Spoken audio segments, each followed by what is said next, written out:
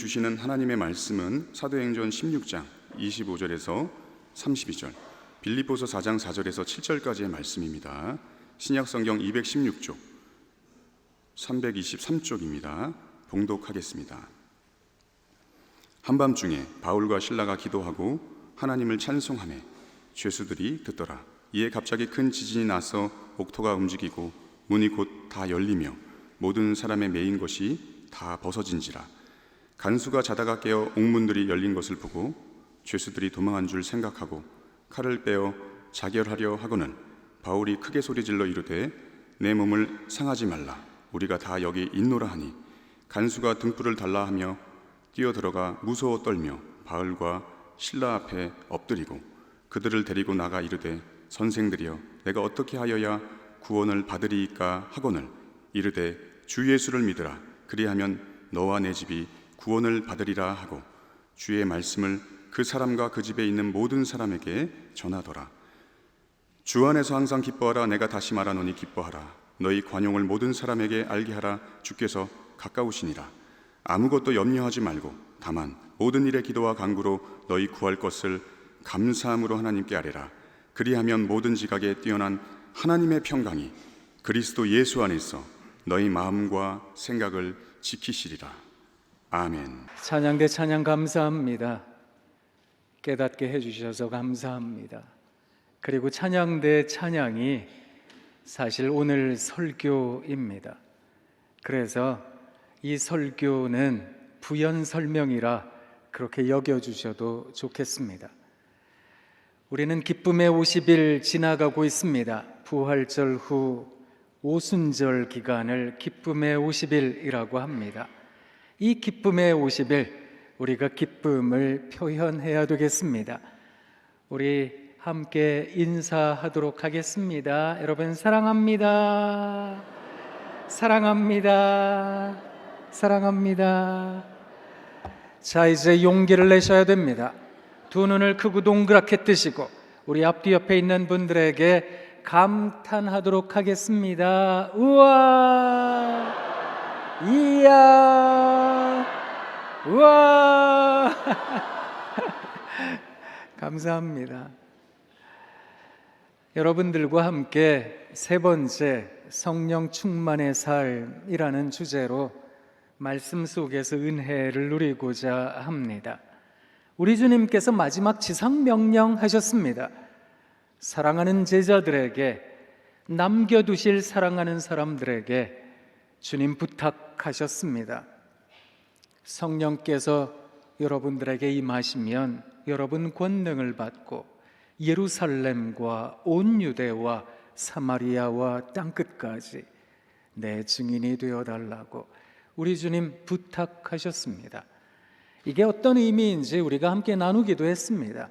우리가 예배당에 있든지 집에 있든지 혹은 여러분들의 삶의 터전에 있든지 여러분 걸어가시는 지경이 어디시든지 그곳 가실 때 사랑하는 남대문의 신앙가족 여러분, 증인 되셔야 합니다.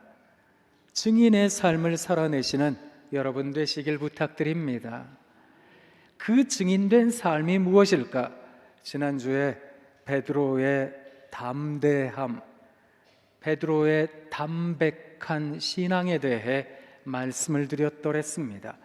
이제 오늘 여러분들과 함께 바울의 권면에 대해 생각하며 지혜, 성령 충만의 삶이 무엇일까? 지혜로운 삶에 대하여 함께 묵상하려고 합니다. 해마다 연초가 되면 이런 찬송 잘 안 부릅니다. 연말이 되어야 많이 부르는 찬송이 있습니다. 또 젊어서는 이 찬송 잘 안 부릅니다. 연세가 많이 잡수시면 부르시는 찬송이 있습니다. 어떤 찬송인지 아시지요? 지금까지 지내온 것 주의 크신 은혜라, 한이 없는 주의 사랑 어찌 이루 말하랴. 자나깨나 자나깨나 주의 손이 항상 나 주시니 모든 일을 주 안에서 형통하게 하시네. 아멘. 이 찬송을 부르면 아멘이라고 응답하시는 분들, 연세 드신 분들이 참 많으십니다. 그런데 사랑하는 신앙가족 여러분, 한번 곰곰이 생각해 보시지요. 이 찬송을 즐겨 부르시는 어르신들 가운데에는 일제시대를 경험하신 분들이 계십니다. 사람이 사람 죽이고 민족이 민족 죽이는 전쟁을 경험하신 분들이 계시더라라는 겁니다. 그 가난했던 세월 50년대, 60년대, 70년대 살아내신 분들이라는 겁니다. 농마주의라도 해가며 쓰레기라도 주워가면 내 가족 어떡하든 건사시키겠습니다. 그러고 살아내신 분들이라는 겁니다. 그런데 이분들이 찬송 부르며 뭐라고 고백하는지 아세요? 지금까지 지내온 것 다 하나님의 은혜였습니다. 할렐루야, 하나님 만사가 형통했습니다. 하나님 고맙습니다. 감사합니다. 그것을 고백합니다. 사랑하는 성도 여러분, 이런 고백은 아무나 하는 게 아닙니다. 솔직히 자신의 삶이 어렵고 힘들었으면 날마다 불평, 불만 쏟아내야 되는 거 아니겠습니까? 나 정말 어렵게 살았다고, 나 정말 힘겹게 살았다고. 야곱이 파라오 앞에서, 이집트의 왕 앞에 서서 이렇게 말했습니다. 제가 참 험악한 세월을 보냈습니다. 그렇게 말해야 되는 거 아니겠습니까? 그런데 지금까지 지내온 것 하나님의 은혜였습니다. 하나님 감사해요, 고마워요. 그것을 고백하는 것. 솔직히 사람이라는 존재에게 어떤 합리적으로 생각할 수 있는 게 있다면 이렇게 말해서는 안 되는 겁니다. 힘들면 어려워해야지요, 사람이니까. 아프면 눈물 흘려야지요, 사람이니까. 아니, 속상한 일 생기면 성질도 내고요, 짜증도 내야죠, 사람이잖아요. 그런데 지금까지 지내온 것 하나님의 은혜였습니다. 하나님 은혜가 아닌 것 하나 없었습니다. 하나님 참 감사합니다. 이것을 일컬어 지혜라고 말을 합니다. 이 지혜란 어떻게 가능한 것일까? 오늘 여러분들과 함께 봉독한 말씀 속에서 그 의미를 한번 찾아보겠습니다. 바울과 실라 일행이 마케도니아 지방으로 전도 여행을 갔습니다. 마게도냐의 첫 번째 다다랐던 성이 빌립보라는 도시였습니다. 이 빌립보 도시에서 아주 좋은 여종을 만났습니다. 두아디라 지방 출신의 자주색 옷감 장수 루디아라는 여성을 만났습니다. 그런데 거기에서 참 가슴 아픈 여성을 만나기도 했더랬습니다. 귀신 들려서 점을 치던 여종을 만났습니다. 바울이 그를 불쌍히 여겼습니다. 그래서 예수의 이름의 능력으로 그 여종을 고쳐주었습니다. 그러면 사람들이 좋아해야 할 텐데 그 여종으로 말미암아 이문을 먹고 살던 여종의 주인들이 화가 잔뜩이 났습니다. 이문이 끊겼으니까. 그래서 바울 일행을 고소하였습니다. 사람들이 붙잡아다가 매를 치고 옷을 찢었습니다. 그리고 감옥에다가 가둔 겁니다. 빌립보 감옥에 갇힌 바울과 실라, 밤새도록 이들은 기도하고 찬송했습니다. 그런데 세상에 여러분, 놀라운 일이 벌어졌습니다. 옥문이 그만 활짝 열린 겁니다. 뒤늦게 그 사실을 알게 된 간수가 죄수들이 다 도망갔겠다, 이게 뒷감당이 안 된다 싶으니까 칼을 빼들고 자결하려고 했다는 겁니다. 그런데 그때 옥 안에 있던 바울이 크게 소리를 쳤습니다. 우리가 다 여기 있으니까 당신 몸 함부로 해하지 마십시오. 간수가 얼마나 감사했던지 그 길로 바울 일행을 모시고 자기 집으로 갔습니다. 그리고 어떻게 해야 구원을 받을 수 있겠습니까? 물어봤습니다. 그때 바울은 주 예수를 믿으셔야 됩니다. 그것을 권면했습니다. 그 권면의 소식을 들은 간수와 그의 가족들은 바울과 실라를 맞은 데를 씻어주고 음식을 대접하고 예수 믿기로 작정하고 세례를 받았습니다. 그리고 빌립보 교회가 생겨났습니다. 사도행전 16장은 빌립보 교회가 어떻게 개척이 되었는지를 보여주는 본문입니다. 빌립보 교회의 초대 교회 성도들은 루디아라는 자주색 옷감 장수, 그리고 귀신 들렸다 고침받은 그 여종, 그리고 간수와 그의 가족들이다, 그렇게 말하고 있는 겁니다. 그런데 이들의 삶이 이후로 순탄했을까요? 아니, 예수 믿으면 복 받아야 될 텐데, 예수 믿으면 더 건강해지고 더 잘 되고, 어떤 의미에 있어서는 더 높은 자리에 가고 떵떵거리며 살아야 될 텐데, 예수 믿는다는 이유로 이들은 고통을 당했습니다.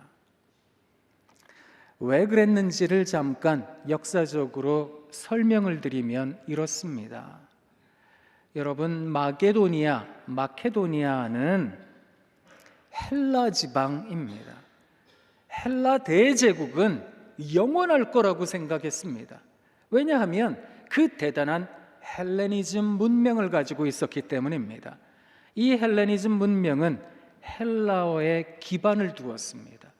언어가 뛰어나니까 이것을 표현할 수가 있고 또 여러 가지 어려운 가치와 생각들을 나눌 수 있으니까 이 사람들은 철학이 발전했습니다. 우리가 잘 알고 있는 대로 소크라테스, 아리스토텔레스, 플라톤, 이런 사람들이 다 헬라 시대 철학자들입니다. 이런 철학자들이 생각과 사상의 폭을 넓혀 놓으니까 문화가 발전했습니다. 예술과 여러 가지 음악, 세상에 얼마나 돈이 많았는지요. 금융과 경제, 세상의 정치, 사회, 문화까지 발전하지 않은 것이 하나도 없다 싶은 문명이 헬라 문명, 헬레니즘이었습니다.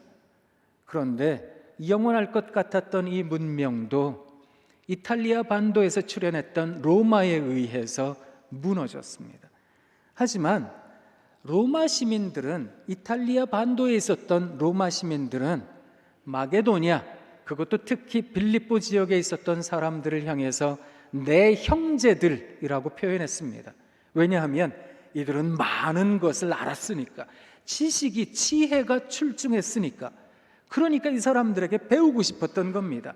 이것도 배우고 저것도 배우고, 문학, 철학, 예술, 정치, 경제, 배우지 않을 것이 하나도 없었다, 이렇게 생각을 했던 겁니다. 그러다 보니까 이들에게 로마 시민권을 나눠 주었습니다. 형제들이니까.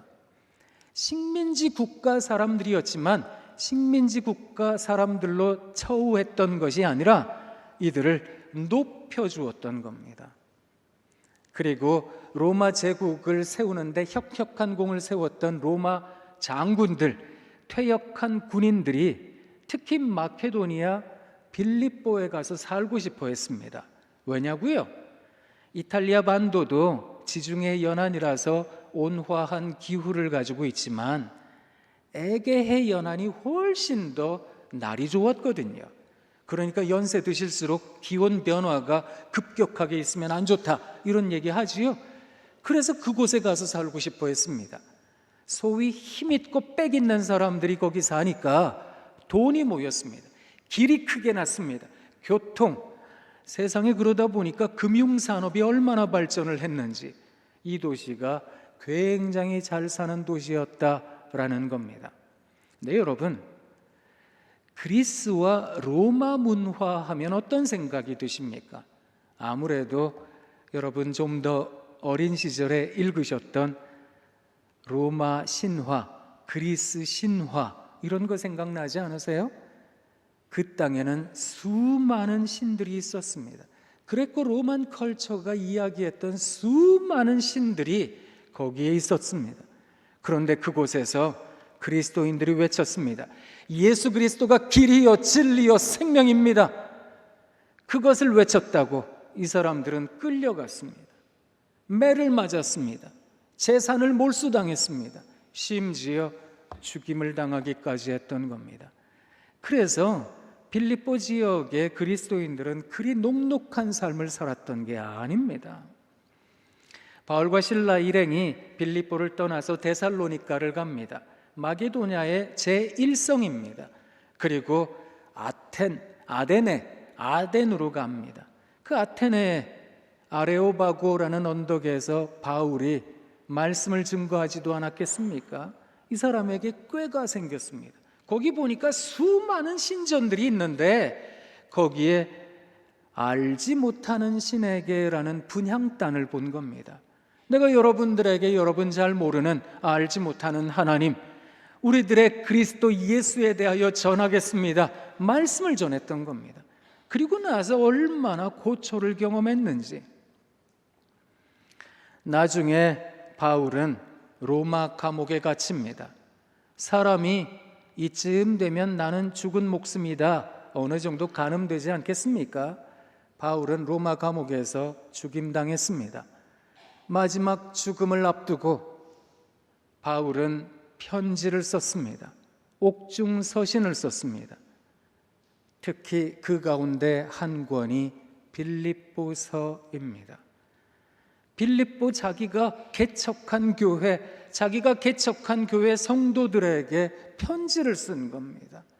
바울은 빌립보 성도들이 어떻게 살고 있는지 잘 알고 있었습니다. 이 사람들이 신앙 때문에 얼마나 힘들었는지 바울은 잘 알고 있었다는 겁니다. 그런데 바울 자신도 감옥에서 전심으로 기도하고 찬송했듯이 그렇게 권면했습니다. 그게 우리가 함께 봉독한 빌립보서 4장 4절로 7절까지 말씀입니다.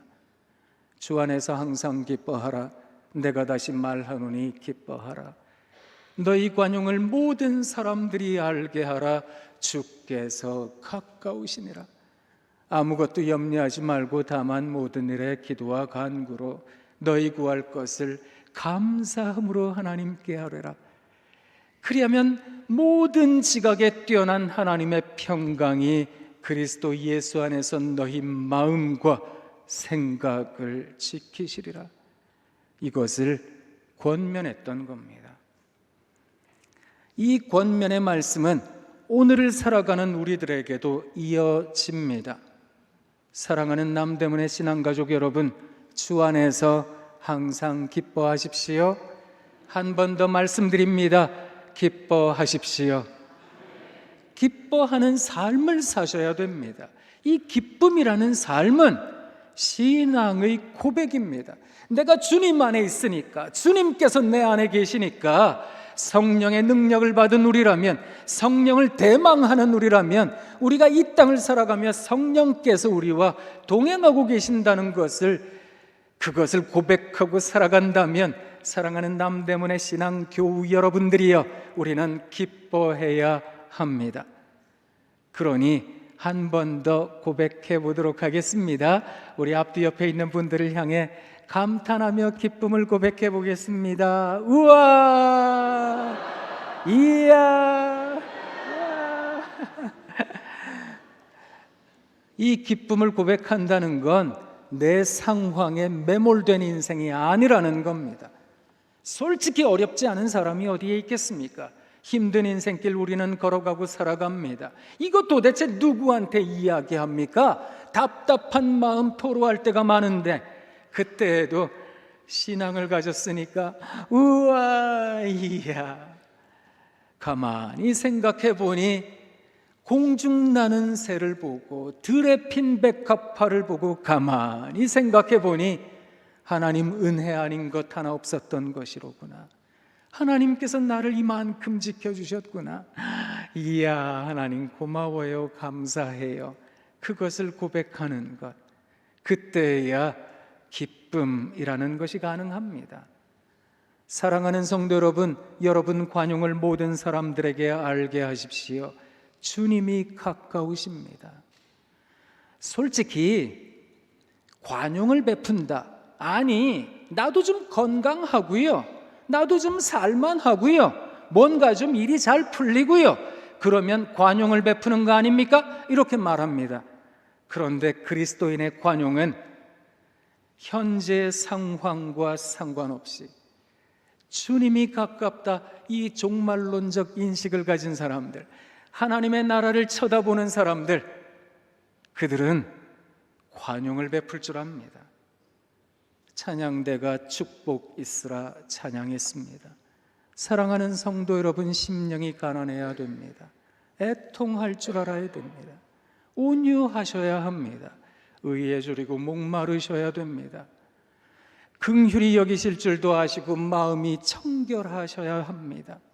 화평케 하실 수도 있으셔야 됩니다. 의로움 때문에 고통당하고 아파하실 줄도 아셔야 됩니다. 지난주에 배웠습니다. 여러분에게 오는 불시험을 이상하게 여기시면 안 됩니다. 그때야 비로소 여러분 기뻐하셔야 됩니다. 즐거워하셔야 됩니다. 하늘의 상이 크기 때문입니다. 우리가 그 찬양을 듣고 이 신앙을 고백하는 사람들이라고 한다면 날마다 우와, 이야, 고백해야 되지 않겠습니까?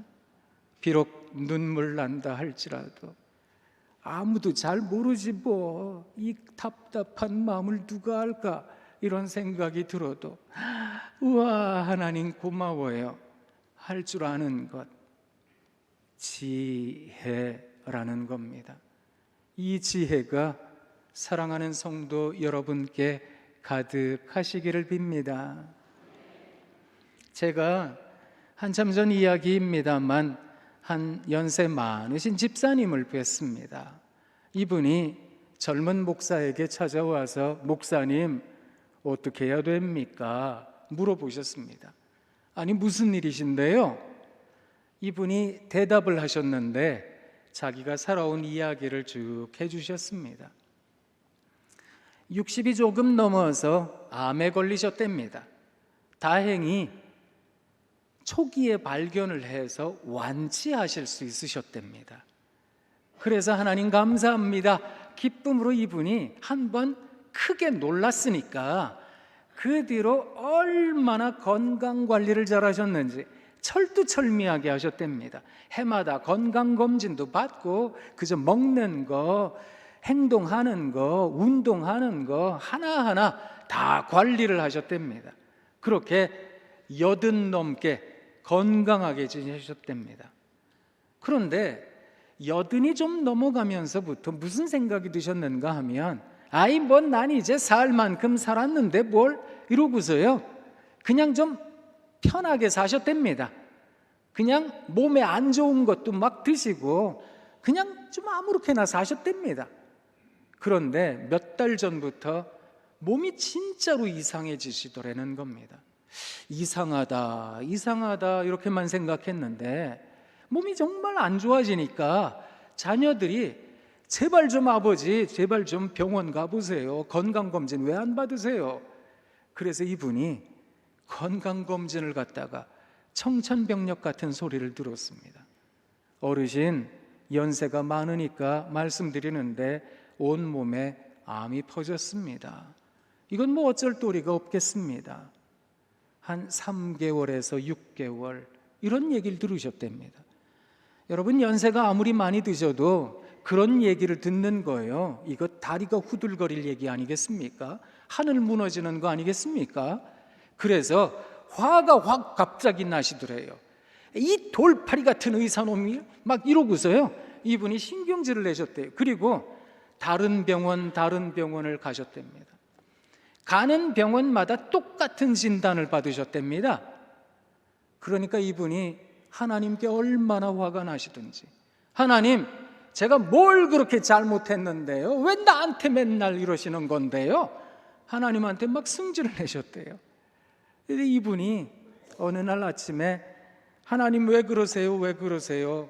기도하고 있는데 문득 깨달음을 가지셨답니다.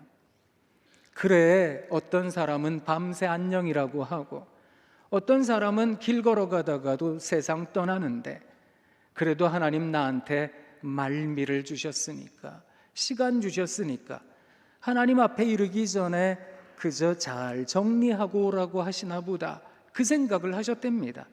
그래서 이분이 종이를 꺼내가지고 후회되는 거, 살면서 후회되는 거, 이걸 적기 시작하셨대요. 하나, 둘, 세 번째다가 뭘 적으셨는가 하면 자식들에게 칭찬을 한 번도 안 한 거, 이걸 적으셨답니다. 그도 그럴 수밖에 없었던 게 이분의 아버님, 그러니까 한참 전에 돌아가신 그 아버님으로부터도 한 번도 칭찬을 들어보신 적이 없으시대요. 왜 옛 어른들이 그런 얘기 많이 하셨잖아요. 좋은 일에 막 아낀다 이래가지고 칭찬을 안 하셨답니다. 그래서 그랬는지 이분도 당신 자녀들에게 한 번도 칭찬 안 하셨대요. 다 40, 50대예요. 다 살 만큼 살고요, 전문직에 있고요, 좋은 학교 나오고 좋은 직장 다녀요. 그러면 좋은 학교 가고 좋은 직장 가면 이야 잘했다 칭찬을 하셨어야 되는데 그까진 넘어가 그가 아무거나 하는 놈을 가지고 저놈의 자식이 저러고 앉아있다고 막 신경질을 내셨대요. 크게 후회가 되시더랍니다. 그래서 저를 찾아오셨어요. 목사님, 어째야 됩니까? 때마침 저도 시간이 되고 이분도 시간이 되고 자녀 손들도 다 시간이 되는 날 하루를 잡았어요. 그리고 가평에 있는 큰 교회에서 만든 수련원에 갔거든요. 거기 세미나룸에 이렇게 모였는데 3, 4대가 갓난아기까지 3, 4대가 모였는데 한 40여 명 모였어요. 그 밤에 뭐 했는지 아세요? 뭐 했을까요? 사랑합니다, 사랑합니다, 우와 이거 했어요. 제가 어르신한테 집사님 이거 해야 됩니다. 아유 목사님 저희 그거 못해요. 뭐 일생 안 하고 살았는데 다른 거 없어요? 그러더라고요. 나오세요. 나오셔서 이거 하셔야 됩니다. 자식들 앞에서 우와 사랑한다 그러셨어요. 자녀들이 다 울었어요. 그 밤이 지나고 나서 얼마 지나지 않아 이 집사님 하늘나라 가셨거든요. 그런데 그 자녀들 지금도 저를 보면 뭐라 그러는지 아세요? 목사님, 우리 마음에 있었던 상처가, 한과 같이 있었던 상처가 치유됐습니다. 그 얘기를 합니다. 상담 심리학자들이 말하는 게 하나가 있습니다. 사람이 태어나면서부터 어떤 삶의 목적을 갖는답니다. 그게 뭔지 아세요? 자기를 태어나게 한, 자기를 길러준, 태어나게 한 분이 길러준 분일 수도 있지만 서로 다를 수도 있잖아요. 태어나게 하거나 길러주거나 그런 분들에게 인정받는 것, 그게 삶의 목적이 된다는 겁니다. 여러분 만약에 여러분 부모님 생존에 계시잖아요. 그러면 우와 우리 딸, 이야 우리 아들 우리 딸 덕에 아버지가 살아, 우리 아들 덕에 어머니가 살아, 그 얘기 듣는 거, 이게 얼마나 큰 기쁨인지 아세요? 세상을 다 가진 것 같다니까요. 우리가 들고 있는 이 성경책을 일컬어 The Book of Life라고, 생명의 책이라고 합니다. 하나님 말씀을 가슴 아프지만 말씀을 쭉 읽어내려갑니다. 우리가 사도행전 필사도 하지요. 모두가 한 마음을 갖기를, 그래서 한 마음으로 기도하고 찬송하기를, 예배하기를 바라는 마음으로 사도행전을 쭉 적어가고 있습니다. 그러다 보면 무엇이 느껴지는지 아세요? 우리 하나님께서, 우와 토부의 하나님께서, 긍휼의 하나님, 자비의 하나님, 선대하시는 하나님께서 이야 하시는 것을 우리가 영적으로 느끼게 됩니다. 그래서 고백합니다. 하나님, 한 번 더 살아볼게요. 한 번 더 제 연약한 무릎 일으켜 세워볼게요. 그거 고백합니다.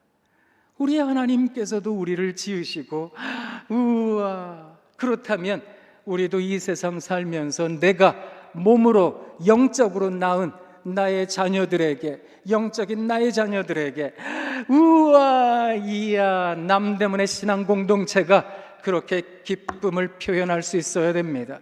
주 안에서 항상 기뻐하라. 내가 다시 말하노니 기뻐하라. 너희 관용을 모든 사람들이 알게 하라. 주께서 가까우시니라.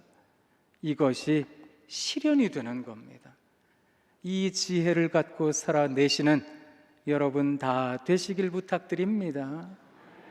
여러분 세상 떠나고 안 계셔도요, 여러분 자녀들이 여러분들을 기억하며 우와 이야 우리 아버지가 나한테, 우리 어머니가 나한테 그러셨다고. 여러분, 빌립보 교회 성도들이 바울을 어떻게 기억했겠습니까? 우리 교회 개척한 바울 선생님은 빌립보 감옥, 여러분 우리 동네에 있는 저 감옥, 그 감옥에서도 심하게 매를 맞고 고문을 당했지만 거기서 기도하셨어요. 찬송하셨어요. 세상에 그리고 나서 이 교회가 생겨난 겁니다. 우리도 그리 살아야 합니다. 그러고 살지 않았겠습니까? 기독 공동체는 살려고 하지 않았습니다. 잘 죽으려고 했습니다. 이 세상 살아가며 우리도 잘 죽어야 하겠습니다. 잘 죽기 위해 살아가는 것, 그게 그리스도인의 성령 충만의 삶이 아니겠습니까? 그렇게 살아내시는 남대문의 신앙가족들 다 되시길 부탁드립니다.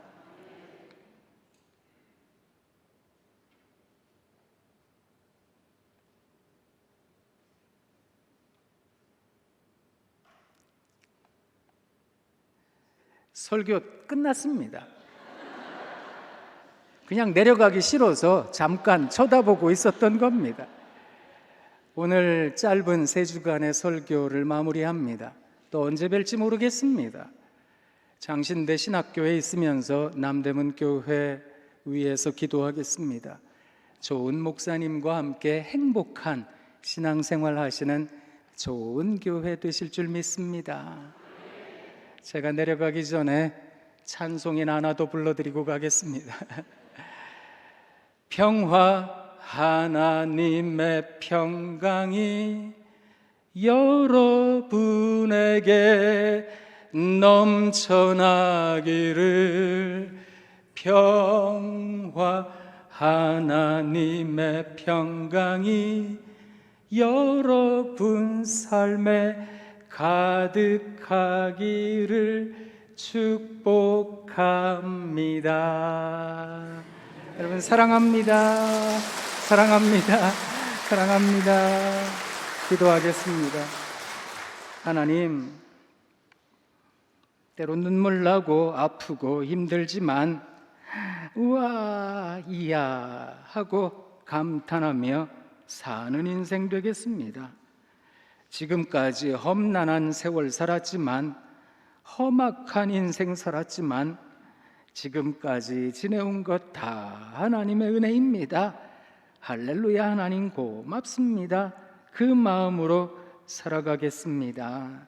다짐하는 모든 남대문의 신앙가족들과 우리 주님 언제나 동행하여 주시사 슬플 때나 기쁠 때나 또 온전할 때나 아플 때나 언제나 우리들의 마음에 평안 더하여 주옵소서. 예수님 귀하신 이름으로 기도합니다. 아멘.